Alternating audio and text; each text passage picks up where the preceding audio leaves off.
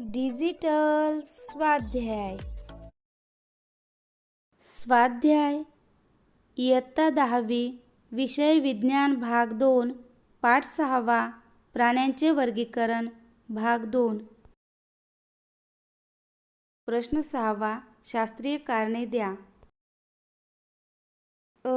कासव जमिनीवर आणि पाण्यातही राहते, तरीही त्याचा उभयचर या वर्गामध्ये समावेश करता येत नाही.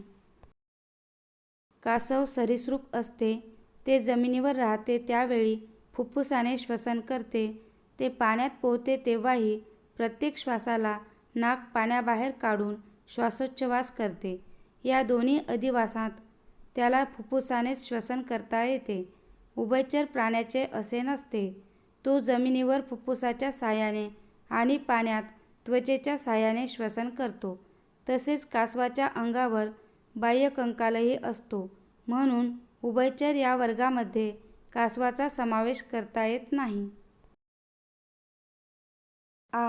जेलीफिश या प्राण्याबरोबर संपर्क आल्यास आपल्या शरीराचा दाह होतो. जेलीफिश या प्राण्याच्या शरीरात दंशपेशी असणारी शुंडके असतात. त्याला या दंशपेशींचा उपयोग भक्ष्य पकडण्यासाठी आणि संरक्षणासाठी होतो. दंशपेशी भक्ष्याच्या शरीरात विषाचे अंतःक्षेपण करतात आणि त्यास घायाळ करतात. जेलीफिश या प्राण्याबरोबर आपला संपर्क आल्यास याच दंशपेशीतील विषामुळे आपल्या शरीराचा दाह होतो. सर्व पृष्ठवंशीय प्राणी समपृष्ठरज्जू आहेत, पण सर्व समपृष्ठरज्जू प्राणी पृष्ठवंशीय नाहीत. ज्या प्राण्यामध्ये वाढीच्या अवस्थेत असणाऱ्या पृष्ठरज्जूचे रूपांतर नंतरच्या काळात पाठीच्या कण्यात किंवा कशेरुस्तंभात होते, त्या प्राण्याला पृष्ठवंशीय म्हणतात. त्यामुळे पृष्ठवंशीय प्राणी कधी ना कधी समपृष्ठरज्जू असतात. मात्र जे समपृष्ठरज्जू, पृष्ठसमरज्जू व शीर्षसमरज्जू प्राणी म्हणूनच राहतात, त्यांच्या पृष्ठरज्जूचे रूपांतर कशेरुस्तंभात होत नाही. बॅलॅनोग्लॉससला असमपृष्ठरज्जू आणि समपृष्ठरज्जू प्राणी यामधील दुवा म्हणतात. बॅलॅनोग्लॉसस हा प्राणी असमपृष्ठरज्जू प्राण्याचे थोडे गुणधर्म दाखवतो. तसेच समपृष्ठरज्जू प्राण्याप्रमाणे त्याला पृष्ठरज्जू असतो. त्याच्या दोन्ही गटांचे गुणधर्म थोडे थोडे असतात. म्हणून त्याला उत्क्रांतीच्या दृष्टिकोनातून असमपृष्ठरज्जू आणि समपृष्ठरज्जू प्राणी यामधील दुवा म्हणतात. सरीसृप प्राण्यांच्या शरीराचे तापमान अस्थिर असते. सरीसृप हे शीतरक्ती प्राणी असतात. त्यांच्या शरीरात तापमान नियंत्रण करण्याची सोय नसते. परिसराचे तापमान जसे वर-खाली होते, त्याप्रमाणे सरीसृप प्राण्यांचे तापमानही वर-खाली होते. त्यामुळे त्यांच्या शरीराचे तापमान अस्थिर असते. प्रश्न 7. योग्य पर्याय निवडा व त्याविषयी स्पष्टीकरण लिहा. रंध्रीय प्राण्यांच्या शरीरात कोणत्या वैशिष्ट्यपूर्ण पेशी असतात? 1. कॉलर पेशी. 2. निडोब्लास्ट. 3. अंतर्जनस्तर पेशी. 4. बहिर्जनस्तर पेशी. रंध्रीय प्राण्यांच्या शरीरात कॉलर पेशी असतात. स्पष्टीकरण. रंध्रीय प्राणी आधात्रीशी संलग्न असतात आणि त्यांच्यात प्रचलन होत नाही. त्यामुळे अन्न मिळवण्यासाठी त्यांना पाणी प्रवाहित करावे लागते. त्यासाठी त्यांच्या शरीरातील वैशिष्ट्यपूर्ण अशा कॉलर पेशींचा वापर केला जातो. निडोब्लास्ट हे निडारिया संघाचे वैशिष्ट्य आहे. अंतस्तर पेशी व बाह्यस्तर पेशी या सर्वच प्राण्यांत असतात. खालीलपैकी कोणत्या प्राण्याचे शरीर द्विसममिती दाखवते? 1. तारा मासा. 2. जेलीफिश. 3. गांडूळ. 4. स्पॉन्ज. गांडूळ या प्राण्याचे शरीर द्विसममिती दाखवते. स्पष्टीकरण. द्विसममिती या प्रकारात शरीराचा एकच अक्ष असा असतो की फक्त त्या अक्षातूनच काल्पनिक छेद घेतल्यास दोन समान भाग होतात. अशी सममिती केवळ गांडूळ दाखवतो. तारा मासा व जेलीफिश हे अरीय सममिती दाखवतात. स्पॉन्जचे शरीर असममित असते. खालीलपैकी कोणता प्राणी आपल्या शरीराच्या तुटलेल्या भागाची पुनर्निर्मिती करू शकतो? 1. झुरळ 2. बेडूक 3. चिमणी 4. तारा मासा. तारा मासा हा प्राणी आपल्या शरीराच्या तुटलेल्या भागाची पुनर्निर्मिती करू शकतो. स्पष्टीकरण. झुरळ, बेडूक व चिमणी हे तिन्ही प्राणी पुनर्निर्मिती म्हणजेच पुनर्जनन करू शकत नाहीत. केवळ कंटकचर्मी संघात पुनर्निर्मिती क्षमता खूप चांगली असते. त्यामुळे तुटलेल्या भागाचे पुनर्जनन केवळ तारा मासा हा कंटकचर्मी प्राणी करू शकतो. वटवाघळाचा समावेश कोणत्या वर्गात होतो? 1. उभयचर 2. सरीसृप 3. पक्षी 4. सस्तन. वटवाघळाचा समावेश सस्तन या वर्गात होतो. स्पष्टीकरण. वटवाघळाचा समावेश सस्तन वर्गात केला जातो कारण त्यांना दुग्धग्रंथी असतात. त्याचप्रमाणे ते पिल्लांना जन्म देतात. उभयचर, सरीसृप आणि पक्षी या तिन्ही वर्गात ही वैशिष्ट्ये दिसत नाहीत. प्रश्न 8वा. खालील तक्ता पूर्ण करा.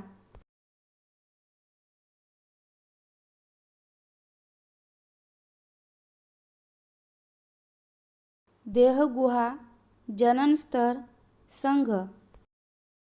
देहगुहा नसते, जननस्तर द्विस्तर, संघ रंध्रीय प्राणीसंघ. देहगुहा नसते, जननस्तर त्रिस्तर, संघ चपटे कृमी. देहगुहा आभासी, जननस्तर त्रिस्तर, संघ गोल कृमीचा संघ. देहगुहा असते, जननस्तर त्रिस्तर, संघ संधिपाद प्राणीसंघ. प्रश्न 9वा. तक्ता पूर्ण करा.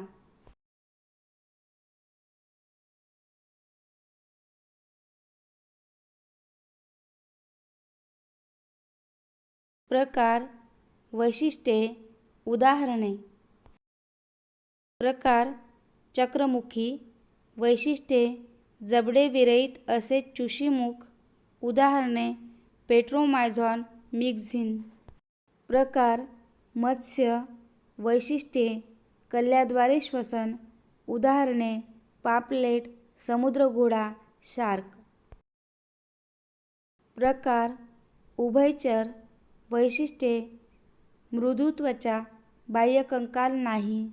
उदाहरणे बेडूक, टोड, सॅलेमेंडर. प्रकार सस्तन. वैशिष्ट्ये दूध स्त्रवणाऱ्या ग्रंथी. उदाहरणे देवमासा, मानव, मांजर. प्रकार सरीसृप.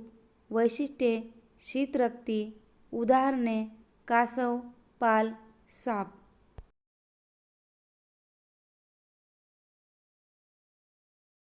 प्रश्न 10वा.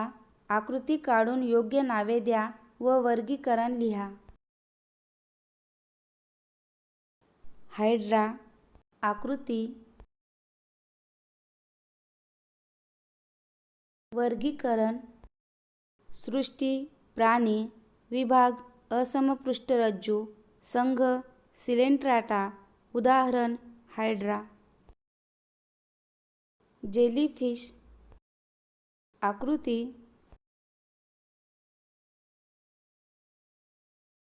वर्गीकरण. सृष्टी, प्राणी, विभाग असमपृष्ठरज्जू, संघ सिलेंट्राटा. उदाहरण जेलीफिश. प्लॅनेरिया. आकृती.